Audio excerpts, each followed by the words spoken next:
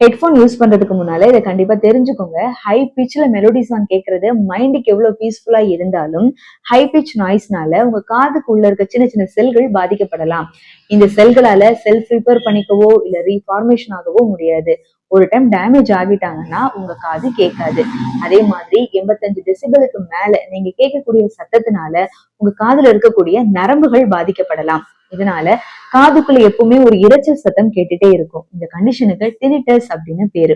இது மட்டும் இல்லாம சின்ன சின்ன சத்தத்துக்கும் நீங்க ரொம்ப இரிட்டேஷன் ஆகுற மாதிரி கூட ஃபீல் ஆகும். சோ பாட்டும் கேட்கணும், பாதுகாப்பா இருக்கணும் அப்படின்னு நீங்க நினைச்சீங்கன்னா 60-60 ரூல் நீங்க ஃபாலோ பண்ணலாம். அதாவது உங்களுடைய வால்யூம் எப்பவுமே 60% மேல போகக்கூடாது.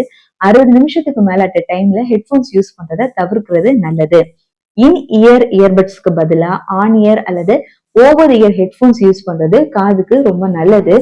எப்பவுமே ஹெட்போன் யூஸ் பண்ணக்கூடிய உங்க ஃப்ரெண்ட்ஸுக்கு இந்த வீடியோவை மறக்காம ஷேர் பண்ணுங்க. இயர் ஹெல்த்துக்கு எந்த மாதிரியான ஹெட்போன்ஸ் யூஸ் பண்ணலாம் அப்படின்னு தெரிஞ்சுக்க ஹெட்போன் அப்படின்னு கமெண்ட் பண்ணுங்க. தேங்க்யூ.